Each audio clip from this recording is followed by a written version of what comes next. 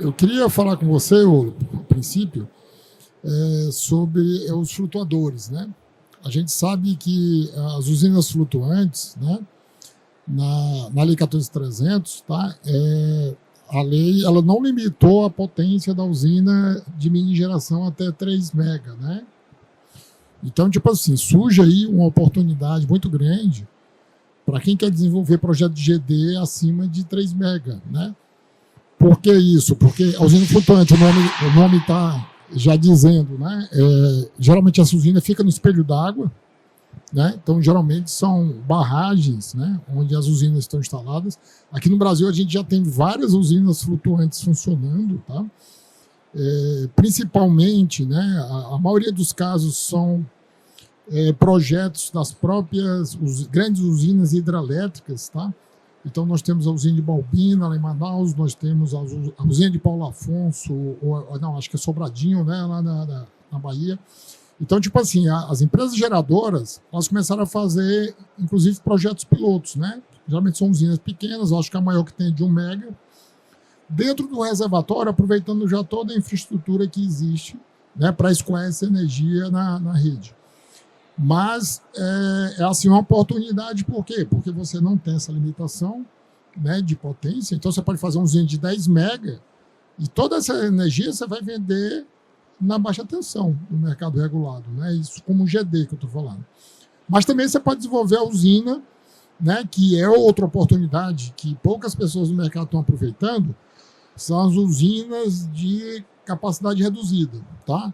Então, tipo assim, não é GD, mas, tipo assim, as usinas até 5 mega, elas podem ser enquadradas de capacidade reduzida. Por que é uma boa oportunidade? Porque essas usinas, elas não foram alcançadas pela alteração que teve na regulação da ANEEL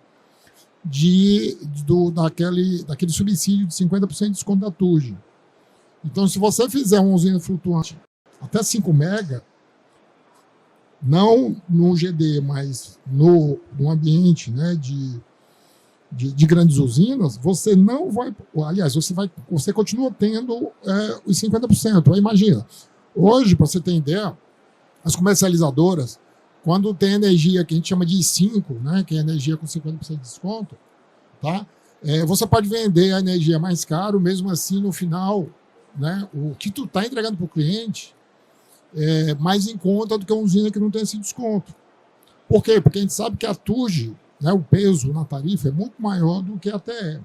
Então, quando você dá 50% da TURG, e vamos supor, se o mercado que vende uma energia que não é em 5, né, por R$300, eu consigo vender minha energia com desconto por R$400, mas no final o cliente tem um resultado melhor por conta do desconto de 50% da TURG. Então, o flutuantes, eu acho que é uma fronteira que está aí, a legislação já permite, e o mercado não está aproveitando, tanto em usinas de GD como em usinas de capacidade reduzida. Eu queria saber, Olo, como é que está aí a prospecção de vocês no mercado em relação às usinas, já que vocês têm uma solução, porque na realidade a diferença da usina flutuante de solo é o flutuador e a ancoragem, o resto não existe módulo específico para a usina flutuante, não existe inversor específico. É claro que esses módulos inversores, né, eles têm que, você, na hora de escolher, aí daqui a pouco eu vou fazer uma pergunta para o nosso colega aqui, que eu gostei muito da apresentação dele, porque ele estava falando dos componentes que existem dentro do inversor, que a maioria dos fabricantes escondem. Porque, tipo assim, a qualidade dos insumos, dos produtos, tanto de inversor como do módulo, é que vai dar não só a confiabilidade, mas uma performance daquele equipamento para que a usina alcance cada vez uma produtividade maior de energia. Mas aí, Olo, como é que você está enxergando esse mercado de flutuantes, né? Obrigado, Sidney. Vamos lá. Eu vou dividir em duas partes, tá? A gente tem as grandes hidrelétricas, né, os grandes reservatórios. Existe uma busca, são mais de 35 projetos hoje que estão em andamento, né, que a gente tem mapeado aí. A gente está falando em gigas de projetos, são alguns gigas, grandes projetos, como saiu agora em Itaipu, né, saiu o projeto piloto, que eles chamaram de projeto piloto. Então vão fazer 1 mega do lado do Paraguai, depois vai para 1 mega do lado do Brasil, depois eles vão ter uma usina de 130 mega e depois uma outra etapa que é para mais 1 giga. Então, aquele reservatório realmente é um reservatório muito grande. E é até uma coisa engraçada, né? Quando a gente fala assim, nossa, 1 giga, imagina uma usina de 1 giga, né? Mas nesse reservatório, quando você dá um zoom, 1 giga fica desse tamaninho, não é de verdade, dentro do reservatório. Então, é muito pequeno. Então, a gente está aproveitando muito essa área alagada, que não teria uma utilização, né? E aí tem mais um ponto, né? Você está dentro da hidrelétrica, né? Então a sua transmissão, né? A sua conexão, eu costumo brincar que é quase que uma injeção de adrenalina, né? E tem uma outra questão, a gente não está só no mercado de energia, tá? Quando a gente fala em flutuante, eu tô no mercado de economia de água, por incrível que pareça. Por quê? Nesse momento você consegue, Sidney, você imagina com uma usina de 1 giga, né? Você vai, e a gente está tendo crise hídrica no momento. Então você consegue, naquele momento, gerar só por solar, com uma previsibilidade muito grande, porque você, né, a energia solar hoje, ele traz isso para a gente sabe o que a gente está gerando, então você acaba economizando água. Tá? Essa primeira parte de hidrelétricas. E aí eu venho na segunda parte, que eu acho que vocês aqui, que conhecem o mercado e que tenham contato com pessoas que tenham pequenas centrais hidrelétricas. Nos anos 2000, a gente teve um boom muito grande no Brasil de PCH, né? E essas PCH estão com muito problema hoje pela crise hídrica. Então, você tem essa oportunidade, né, de atingir esse cliente fazendo usinas e fazendo ele economizar água, que é a grande realidade que a gente precisa hoje. Ele vai ter. Então, ele pode fazer o quê? Ele desliga a turbina durante o dia, né, economiza água esse dia todo, e na hora de pico ele pode usar toda essa água para gerar energia no momento que é mais caro. Claro, também o Eduardo está me atentando aqui, fora o que diminui de evaporação de água na sombra desses painéis. Ok, então pegando o gancho que eu falei sobre a qualidade dos equipamentos, né? Claro que a usina flutuante, como eu falei, a diferença é que ao invés da estrutura metálica que você usa na usina de solo, você vai usar o flutuador e a ancoragem, né? Porque essa usina não pode ficar à mercê do fluxo de água da barragem, ela tem que ser ancorada, né? E essa ancoragem tem que ser flexível, porque o nível de água sobe e desce e a ancoragem tem que ser flexível.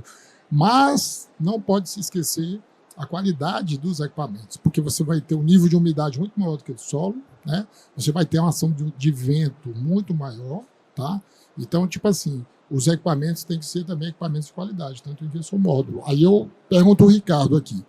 Foi muito importante quando o Ricardo mostrou aqui os equipamentos, os inversores da Hypontec, né?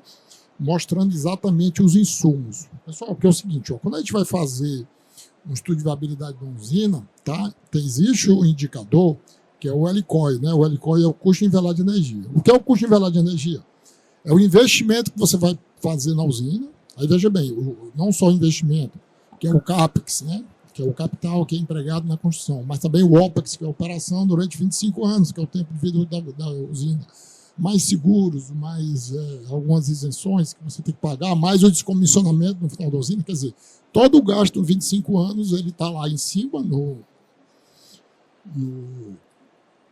nominador, né? E eu vou dividir isso aí por quê? Pela produção de energia nos 25 anos. Então, geralmente, qual cálculo a gente faz? Vamos supor, um módulo de 550 watts, né? Vamos supor aqui no Rio Grande do Sul, a gente considerando aí uma irradiação de 4,5 kWh, né, que é mais ou menos a média do estado, um módulo de 550 watt-pico vai gerar 60 kWh mês. Né? Vai gerar mais ou menos 2 kWh dia. Então, isso aí é que fica no denominador. Né? Em cima eu tenho todo o custo financeiro em real e embaixo os kWh. Por quê? O LCOE eu vou comparar com a tarifa. O LCOE é o quê? É reais por kWh. A tarifa você não paga em reais por kWh. Então, tipo assim, eu tenho o LCOE, ele tem que ser menor do que a tarifa, senão não é inviável a usina. Só que, veja bem, no denominador, que é exatamente a energia gerada, ela depende de 2 fatores. Porque quando eu fiz esse cálculo para vocês, pegou a potência do módulo vezes a radiação, eu estou fazendo só uma simulação. Será que aquilo vai acontecer? Pode ser que não aconteça, porque eu tenho que saber o quê? 2 coisas. Tá? O bom, você sabe o que é bom? Bom em inglês quer dizer Bill of Materials. É a lista de materiais que compõem aquele equipamento. Porque dependendo da qualidade dos insumos, é que vai fazer com que esse módulo tenha mais ou menos performance. Tá? É saber se aquele equipamento tem confiabilidade. Por quê? Porque horas paradas também entram no cálculo. Né? Se eu tenho horas paradas porque tem um componente dentro do inversor de má qualidade, vai fazer com que essa usina dos 25 anos pare muito mais e o LCOI vai para cima. Então, quando o Ricardo aqui apresentou, eu gostei muito da apresentação dele, porque são poucas empresas que mostram. Pessoal, um inversor e um módulo são vários componentes. Para você ter ideia, o inversor tem muito mais que o módulo, mas o módulo, a gente acha que é só a estrutura de alumínio, o vidro e as células. Não, tem 25 componentes no módulo. Você sabe quem é o fornecedor? Tá? Para você ter ideia, o backsheet, a folha traseira, existe 15 tipos de materiais diferentes.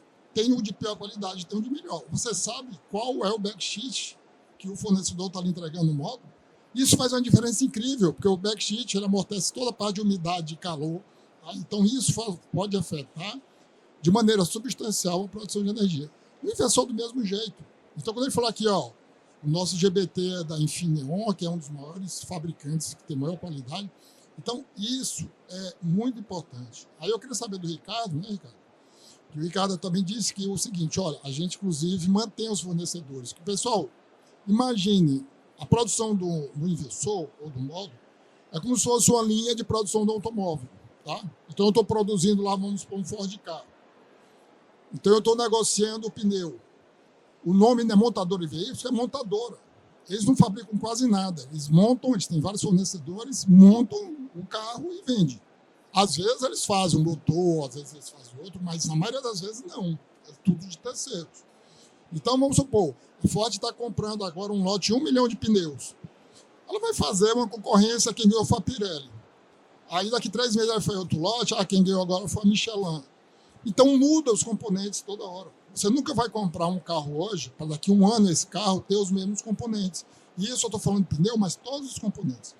E aqui o Ricardo mostrou e disse assim, olha, a gente tem esses fornecedores aqui fixos. Amanhã não vai ser outro, amanhã não vai ser outro. Eu queria que você falasse, Ricardo, como é que é, né, essa parte de escolha, né, dos fornecedores dos itens e como é que vocês fazem esse controle de qualidade para ter um bom produto para o mercado. Perfeito. Primeiramente, aí, muito obrigado a todos aí pelo tempo, obrigado aí pelas perguntas. Eu acho que faz muito sentido cada vez mais a gente falar sobre isso com qualidade, mas a gente sempre tem que pensar nas estratégias. Esse é um ponto legal da gente falar aqui, de manter o produto também competitivo. Então, como ele citou, a gente tem uma linha, né, igual de fornecedores. Como que a gente consegue ter um preço competitivo com marcas de tão alta qualidade, tá? Então, é uma moeda de troca igual quase toda negociação. A gente mantém acordos de longo prazo, consequentemente, a gente consegue ter benefícios devido a esse acordo, né? Então, a gente consegue melhores preços, melhores cadeias de produção, melhores entregas, e devido à qualidade de laboratórios também, por exemplo, não só da Infineon, como a gente pode falar da TI, que é a Texas Instruments, que a gente segue com a FCI, com o DSP, né, que são os componentes principais ali dos inversores. Hoje, acho que só nós e mais uma outra empresa de inversores podem comprar diretamente da TI nos Estados Unidos. O que significa isso? Né? Porque eles validaram também nossos laboratórios, nosso P&D, para que possam testar produtos com antecedência. Então, a gente sempre vai ter o chip da melhor geração, da mais avançada, com antecedência também. Então, essas são algumas vantagens que a gente pensa. Quem pensa muito a curto prazo, às vezes não consegue pegar muito essa ideia. Mas a ideia do negócio aqui, como a gente fala, o pessoal oferece garantias aí, 10, 15, 20, tem empresas chegando com 25 anos que não tem um ano de vida, né? Então a gente tem que estar aqui o possível para poder entregar, né? Então às vezes tem coisas que parecem mais simples, se você fizer mais rápido, mas não são, né? Então a gente, primeiro, seguindo com componentes de alta qualidade, você tem uma maior vantagem, assim como a gente começa a virar referência em alguns centros de estudo, no caso aqui, que mais usa a gente é a Unicamp, tá? Então vocês podem abrir o inversor, ver como é que é, né? Vai ser as mesmas marcas de componente que estavam desde o começo. E quando a gente fala também de firmware, ele citou aqui sobre as montadoras, né? Então é legal a gente ver, porque o chave mesmo é você entender a parte do firmware. O hardware, todo mundo pode abrir e tentar copiar, mas você conseguir fazer com que cada pedaço do hardware funcione de uma melhor maneira, essa é a parte difícil. Quando a gente mantém o mesmo, parece que vai sair mais caro, mas no longo prazo, na garantia, sai num preço bom. Por quê? Porque eu acabo não tendo que alterar tanto o meu firmware, porque quando você troca um componente, não estou nem falando por um outro pior, uma marca boa também, você tem que alterar totalmente o seu firmware para que ele comunique com cada outro hardware da melhor maneira e não tenha uma queima de peça, não adianta. Então, assim, muitas marcas, às vezes boas, vocês falam, pô, aconteceu um lote disso, lote daquilo. Às vezes é porque não deu tempo de teste com um novo firmware, tá? Então é legal que veja, verifique, analise, e essa é uma vantagem da gente ter um dos menores porcentagem de erro do mercado. Eu não vou delongar muito aqui, que deu tempo esgotado, mas obrigado aí pelo tempo. Então, vamos continuar aqui. Eu queria fazer uma pergunta para o Sérgio, da CCM. Sérgio, a gente está vendo que esse mercado, né, de estruturas, ele começou a apresentar várias outras soluções, como estrutura de polipropileno, né, como também estrutura de fibra de vidro. Eu queria saber de você se está existindo demanda ou se vocês também fornecem esses produtos com outros insumos. Bom, Sidney, a CCM, na verdade, ela só produz estrutura em aço e também em alumínio. Ela não partiu ainda para a parte de fibra, e não sei o nosso CEO se ele vai ainda, né? Porque ainda está em estudos ainda, né?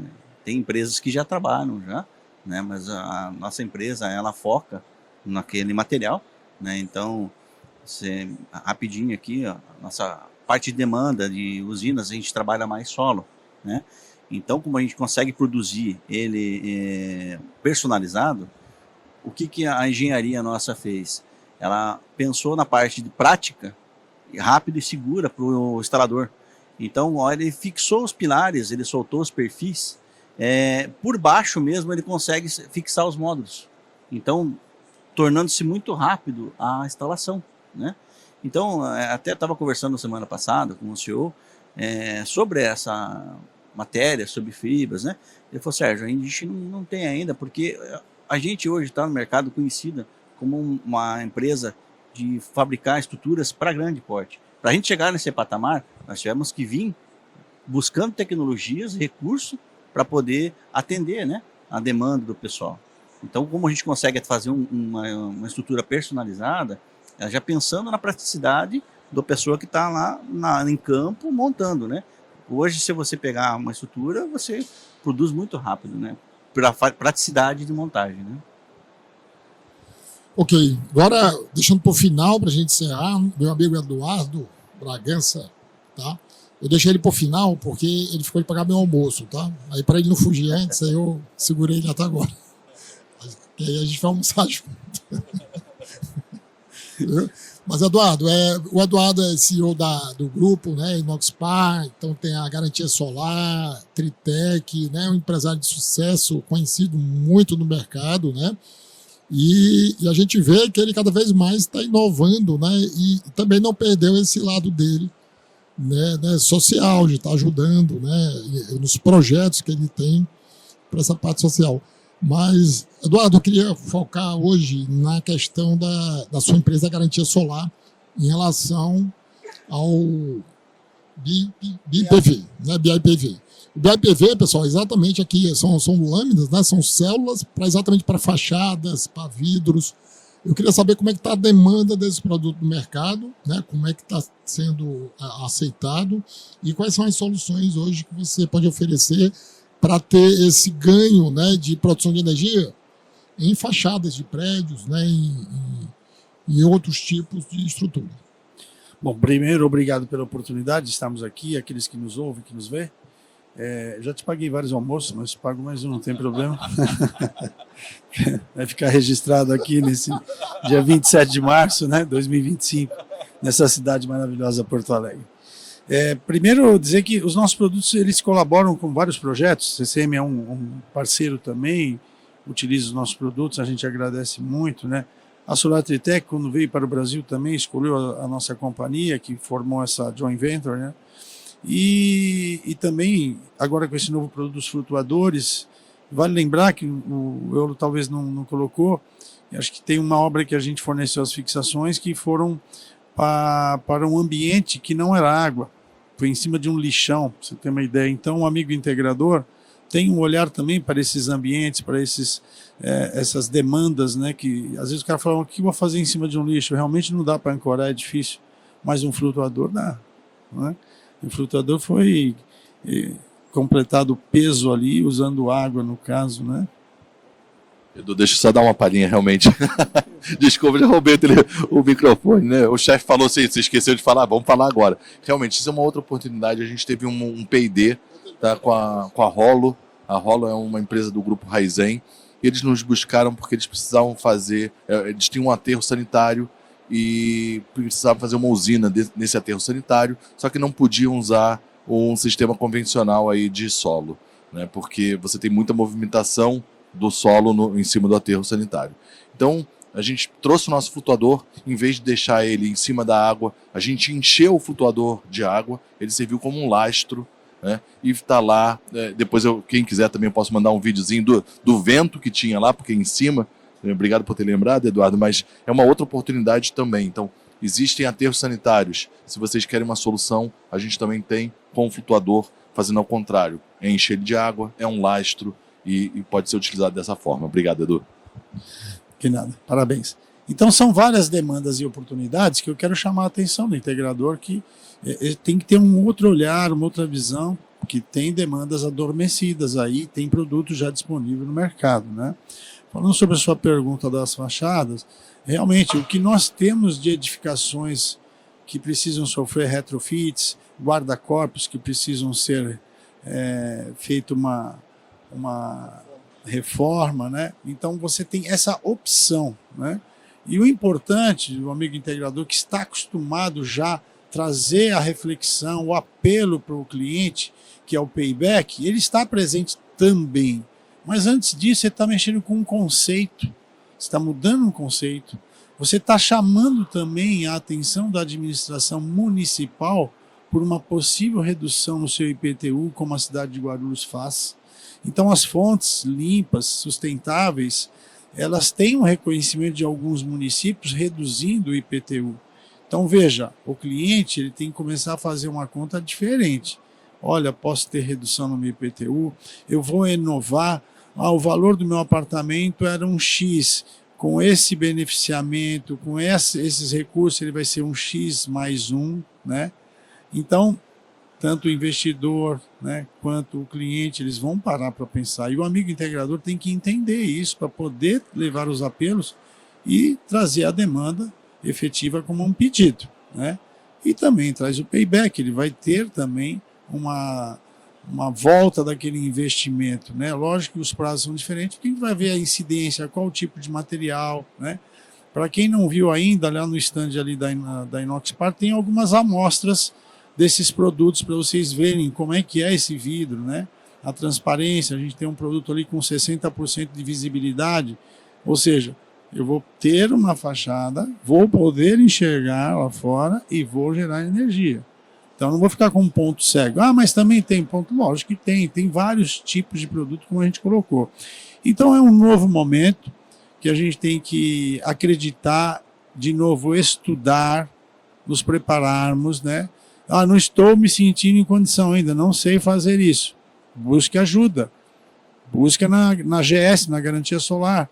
As ancoragens vão estar lá, que são da Inoxpar. Então, tem meios, você tem que querer, né?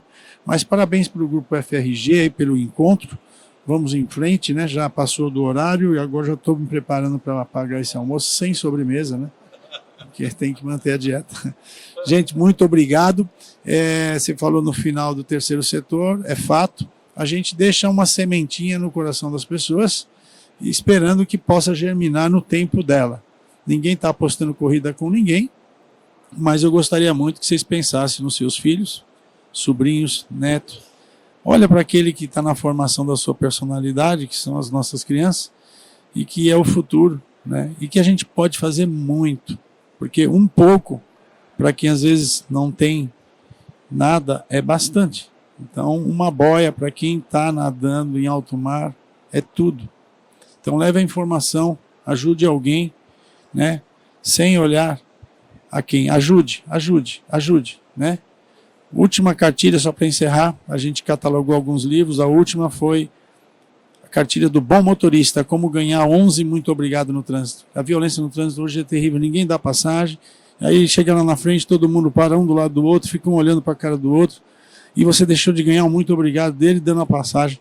Imagine, se você sai de casa já ganhando muito obrigado, porque a generosidade gera generosidade, e essa energia nos alimenta e nos deixa forte. Então, se você começa o teu dia gerando essa energia, você chega no teu trabalho transbordando, tudo flui, tudo melhora. Por que não fazer? Não é verdade? E quando chegar nos 11, reflita que o maior que esteve por aqui tem 11 letras, e para mim é a minha referência, Jesus Cristo. Obrigado. Então, pessoal, gostaria agora de pedir salva de palmas aí para os palestrantes. A gente está encerrando agora pela manhã.